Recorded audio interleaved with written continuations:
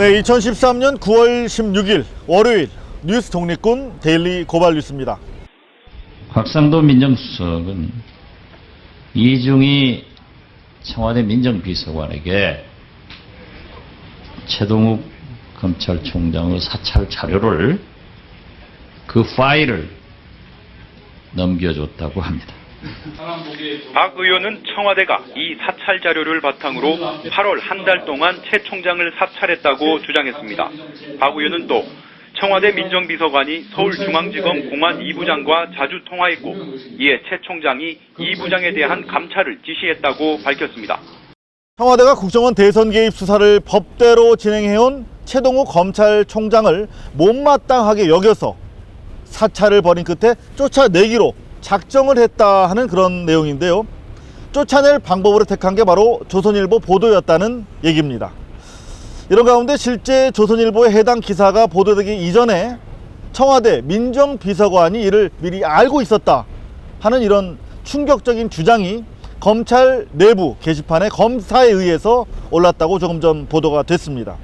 사실이라면 조선일보가 정권의 앞잡이 정도가 아니라 동업자로 활동해온 셈인데요. 철저한 진상규명이 필요한 대목인 것 같습니다. 오늘 하루 동안에도 시민사회의 최동욱 총장 축출을 항의하는 기자회견이 잇따라 열렸습니다. 첫째, 박근혜 대통령에 대해 요구한다. 최 총장에 대한 법무부 장관의 감찰 지시를 취소하라. 법무부 장관을 해임하고 검찰에 대한 어떠한 부당한 간섭과 지시도 중단하라. 헌정질서를 밑바닥에서부터 뒤흔들어버린 국정원 불법 행위에 대한 수사와 처벌에 검찰이 더욱 매진할 수 있는 환경을 보장하라. 이 프로그램은 지난 시간보다 오늘 3자 회담 얘기는 안 하세요? 그거 별거 없는데.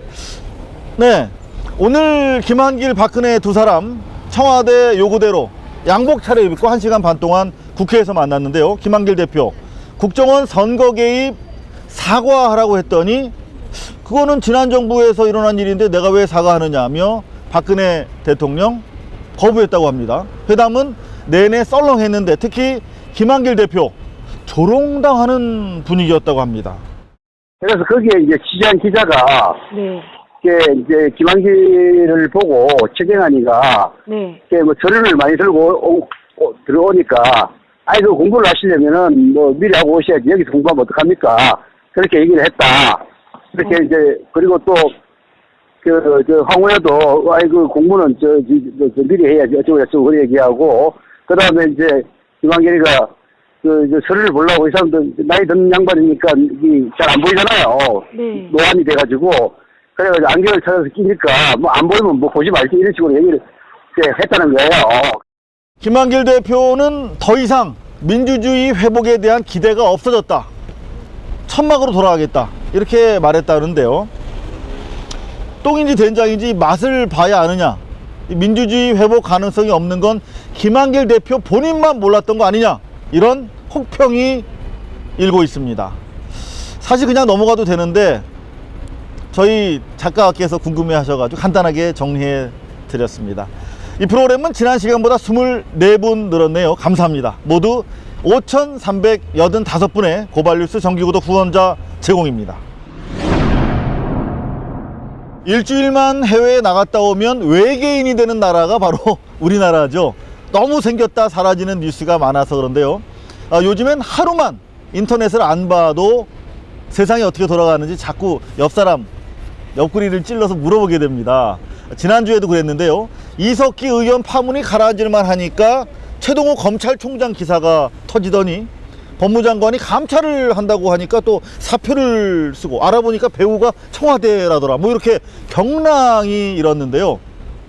혼란스러울수록 촛불의 바다에 나가게 됩니다. 무엇이 중요하고 무엇이 사소한 것인지 바다는 말해주기 때문입니다. 함께 가보시죠. 7시 반이 됐는데요. 오늘 평소보다 좀 집회가 늦게 시작됐습니다. 한마디로 오늘 집회 분위기 어수선합니다. 조명도 그렇고 음향도 그렇고요. 상당히 어수선한 가운데 시작을 했는데 날씨도 오늘 하루 종일 어수선했습니다. 비가 많이 왔고요. 지금도 가랑비가 오락가락하고 있습니다. 저희가 촛불에서 길을 묻는다는 의미로 매주 촛불 취재하고 있는 가운데 가장 좀 어수선한 날인 것 같습니다. 12번째 촛불 범국민 행동의 날로 정해서 오늘 집회가 시작이 됐는데요. 이석기 사태의 영향인가 몰라도 2만 5천 정도, 평상시에 비해서 1만 명 정도 줄은 수치로 시작을 했습니다.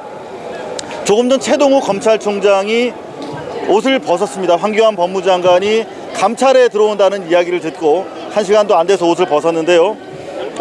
바로 오늘이죠. 민주당 김한길 대표와 박근혜 대통령 사이에 대화가 예정이 돼 있습니다. 과연 추석을 앞두고 공안 분위기가 완성이 될런지 오늘 촛불 속에서 한번 답을 저희가 얻어보도록 하겠습니다. 김기춘 청와대 비서실장 기용 이후 전 사회적인 공안 분위기가 가중되고 있는 가운데 국정원 선거 개입의 진실을 수사 중이던 검찰의 총수마저 물러난 만큼 전국은 찌푸린 하늘만큼이나 불투명해 보였습니다.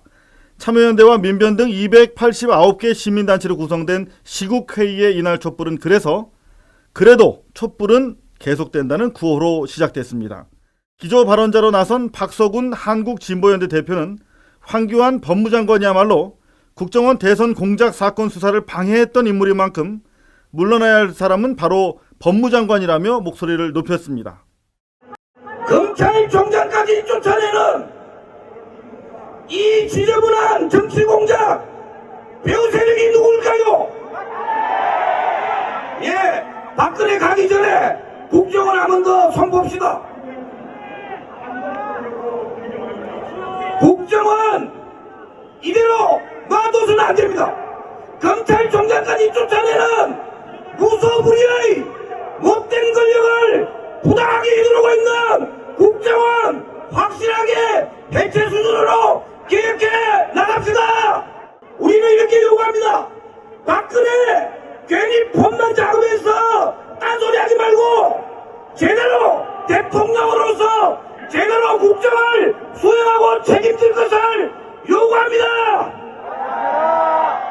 촛불에게 길을 묻기 위한 고발뉴스의 천막 취재 본부에서도 검찰총장을 흔드는 국정원과 청와대에 대한 성토가 이어졌습니다. 최동욱 검찰총장을 무리해서 황교안 법무장관이 법에도 없이 검찰총장 직무감찰을 지시를 했는데 그렇게 무리수를 둔 이유는 앞으로 지금 중요한 정치적 사건이 검찰 손에 많이 남아있지 않습니까? 가장 큰 문제가 NLL 대화록 유출 문제, 김무성, 권영세가 고발당한 사건입니다. 그리고 지금 이석기 이른바 내란 음모 사건, 지난주에 수원지검으로 넘어왔죠. 내란 음모 사건, 그리고 지금 국정원 원세훈 김용판에 대한 공소유지 문제, 이 문제가 향후 미칠 파장이 굉장히 큰데 이 사건에 대해서 말 잘 듣는 검찰총장을 앉혀서 자의적으로 기소하고 공소유지하겠다는 의도로 보이지 않나요? 공안풍이 세차게 불 텐데 앞으로 촛불의 운명은 어떻게 될까? 혹시라도 꺾이지 않을까 물어봤습니다. 이 추석이 임박해서 나오지 못했을 거로 보고요. 그다음 월요일날 있을 예정인 3자 회담의 결과가 국민들을 더욱더 실망시킬 거로 예상됩니다. 그렇기 때문에 추석이 지나면 다시 광장으로 시민들이 모여들 것으로는 지금까지 촛불 집회에 한 번도 빠지지 않았다는 개근 시민에게도 같은 질문을 던져봤습니다. 잘 아시겠지만 촛불 시작할 때 사실은 민주당 없이 시민들 자발적인 모임으로 시작을 했기 때문에 작게는 영향을 받겠지만 이거 역시 길게 보면 분명히 길게 보면 영향을 받지 않을 거라고 생각을 합니다. 예, 믿습니다, 국민들은. 사실 이번 추석을 계기로 이제 뭐 많은 가족이나 친지분들이 모일 텐데 그때 이제 어떤 얘기가 나오느냐가 좀 영향이 있지 않을까라는 생각이 들고요. 한 가지 우려는 정치권에서도 분명히 그 점을 인식을 하고 있을 것 같고, 오늘 뭐 검찰총장 사건도 사실은 그거에 같은 맥락이지 않을까라는 좀 느낌도 들고요. 다른 날에 비해 다소 침울했던 분위기 탓인지 집회는 중반 이후 문화행사 위주로 진행이 됐는데요. 노래 속에서 기운을 되찾는 분위기였습니다. 9시를 넘기면서 이제 12차 촛불이죠. 집회가 마무리되고 있습니다. 처음에 상당히 좀 침체된 가운데 집회가 시작이 됐습니다. 하지만 이제 금요일이고 해서 끝날 무렵에는 여러분들 보시다시피 한 35,000 가량의 촛불들이 모여서 나름대로 결의를 다지고 있습니다. 사실은 민주당이 사실상 빠지고 이석기 사태 이후 물론 또 한가위도 앞입니다만 여러 가지로 힘 빠지는 일이 있어서 오늘 얼마나 더 시민들이 모일까 우려하는 시선이 있었는데 35,000여 감사합니다. 여러분들 함성 들리시죠? 상당한 또 분위기가 반전되면서 집회가 마무리되고 있습니다. 사실 처음으로 다시 돌아가는 느낌입니다. 순수 민간 차원에서 촛불을 들기 시작했고 또 민주당이라든가 전체적으로 사실상 무임승차했던 거 아니겠습니까? 다시 촛불 정신으로 돌아온 것 같습니다. 모진 풍파를 견뎌내고 어려울수록 힘들수록 촛불은 더 타오른다는 사실, 간단하지만 명료한 촛불의 진실을 다시 한번 확인합니다. 촛불에게 묻는다 고발뉴스의 인터뷰는 다음 시간에도 계속이 될 텐데요. 다음 집회는 추석 쉬고 9월 28일 7시에 이루어진다고 합니다. 13차 촛불 현장에서 다시 여러분들 인사드리겠습니다. 지금까지 서울광장에서 전해드렸습니다. 얼마 전 돌고래 제돌이가 박원순 시장의 방류 결정에 따라서 고향으로 돌아간 적이 있었죠. 아시아에서 처음 있었던 일이어서 주목을 받았는데요. 아직도 옆나라 일본에서는 매년 수만 마리의 돌고래들이 포획되고 있다고 합니다. 그런데 우리나라가 대표적인 수입국이라고 합니다. 포획 금지와 돌고래쇼 금지를 공약했던 박근혜 정부, 아직 이행 계획조차 없다고 하네요.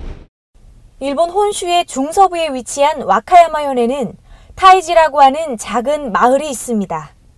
작은 돌고래 마을이라고도 불리는데요. 실제 마을 곳곳에 돌고래 그림과 동상이 즐비합니다. 얼핏 돌고래를 사랑하고 아끼는 마을 같지만 실은 끔찍한 일이 일어나고 있는 곳입니다. 매년 9월에서 이듬해 3월까지 6개월 동안 수천에서 많게는 수만 마리의 돌고래들이 이곳 타이지에서 학살되고 있기 때문입니다. 타이지의 낮은 평화로운 모습이지만 해가 지기 시작하면 끔찍한 돌고래 학살이 시작됩니다. 국제포경위원회는 상업적 목적의 포경을 금지하고 있지만 일본 정부는 그저 전통임을 내세워 잔인한 돌고래 포획을 매년 계속하고 있습니다. 이렇게 불법 포획된 돌고래들은 대부분 전 세계의 고래고기로 팔려나가고 있습니다. 그동안 환경단체와 동물보호단체들의 노력으로 일본 타이지의 돌고래 학살이 세상에 고발될 수 있었는데요. 쏟아지는 국제사회의 비난 때문에 잠시 주춤하더니 이달 들어 타이지에서 큰 돌고래 포획이 재개됐다고 합니다. 이에 최근 핫핑크 돌핀스 등 11개 시민사회단체가 공동으로 일본 정부를 규탄하는 성명을 내고 돌고래 학살을 중단할 것을 촉구하는 기자회견을 열었습니다. 고래들에 대한 대학살, 인간에 의한 정말 잔인한 대학살을 규탄하고 일본 정부가 좀 포경을 포기하도록 그렇게 촉구하라고 지금 일본 대사관 앞에 옆에 계신 활동가 여러분들과 같이 썼습니다. 타이지에서 잡힌 고래들은 일단 주로 식용으로 쓰이고요. 좀 큰 고래들, 이쁜 고래들은 전 세계 쇼장으로 팔려나가서 동물학대가 수반되는 훈련 그리고 원치 않는 돌고래 쇼에 동원되게 됩니다. 충격적인 것은 이처럼 일본 타이지에서 포획된 큰 돌고래의 주요 수입국이 바로 한국이라는 것입니다. 현재 타이지에서 잡혀온 돌고래는 20마리가 넘는데요. 제주, 울산, 거제 등 전국 곳곳에서 체험 프로그램에 동원되고 있다고 합니다. 돌고래들이 제주 퍼시픽랜드, 마린파크, 한화 아쿠아플라넷, 울산 고래생태체험관, 서울대공원 등지에서 좁은 수조에 갇혀 있으며 돌고래쇼, 돌고래생태체험 혹은 생태설명회라는 이름의 행사에 강제 동원되고 있다.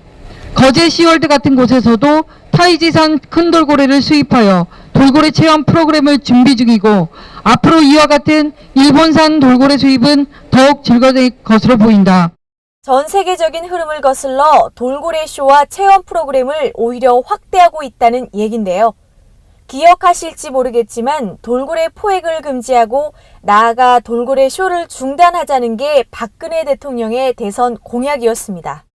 박근혜 대통령 후보께서 당선 전에 우리 동물단체들이 보는 동물권이나 동물 복지에 관련된 이런 정책 질의에 대해서 폭염 금지할 것 그리고 돌고래 쇼를 중단하겠다고 약속을 했던 적이 있습니다. 문서로 약속을 받아놨고요. 소관부처인 해양수산부에 전화를 해서 지금까지 그 계획 어느 정도로 진척이 됐고 어떤 계획이 있느냐 이행상을 물어봤는데 담당자는 계획도 없다. 그런 사항을 전혀 지시받지 못한 것처럼 박근혜 정부가 그런 공약 이행 의지가 있는지 자기는 몰랐다는 것처럼 대답을 해서 성의가 없기는 박근혜 정부나 일본 정부가 매한가지였습니다. 시민사회단체는 일본 대사관 측에 성명서 전달을 시도했지만 그냥 놓고 가라는 대사관 측의 비협조로 끝내 전달하지 못했습니다. 시민단체들은 현재 국회에 계류 중인 고래보호법 처리를 위한 시민들의 관심과 동참을 호소했습니다. 일본 교과서인지 한국 교과서인지 모를 그런 역사 교과서다 하는 비판을 받고 있죠. 교학사 교과서. 오늘은 그 교학사가 기자회견을 자청해서 가봤더니요. 반성을 위한 자리가 아니라 언론에 항의하기 위한 그런 자리였습니다. 출판을 강행하겠답니다. 참 특이한 기자회견이었습니다.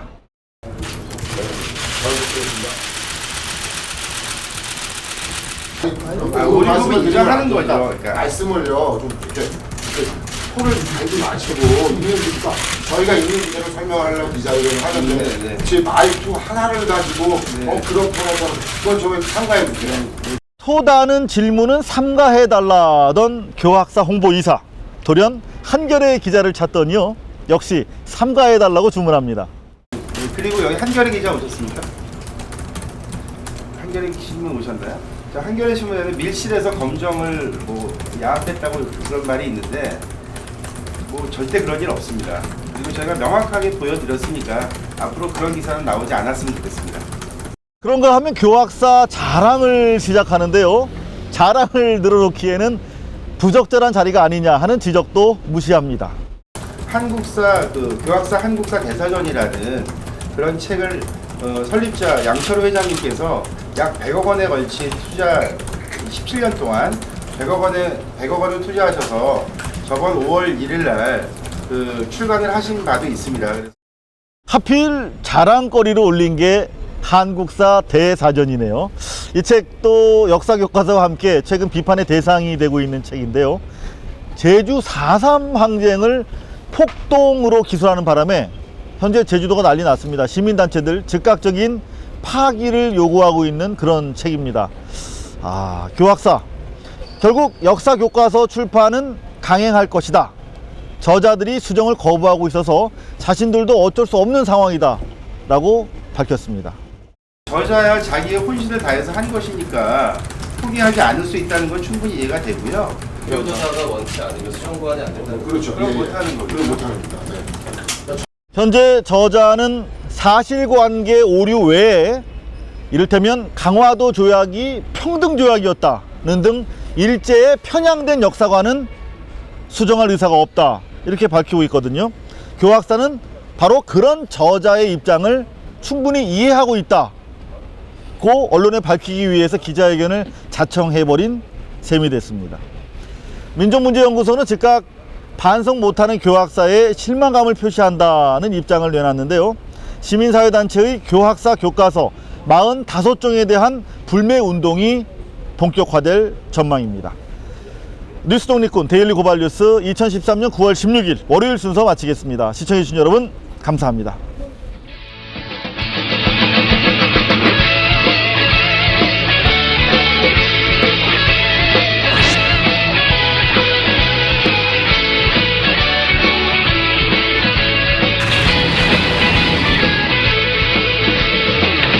한국 국민의 백만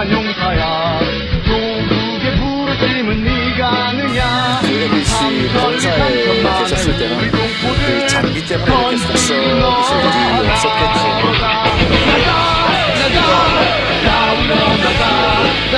위원장한테 전화를 받으려고 돼 있는데 수사에 역시 방해가 된다고 생각하지 않고요?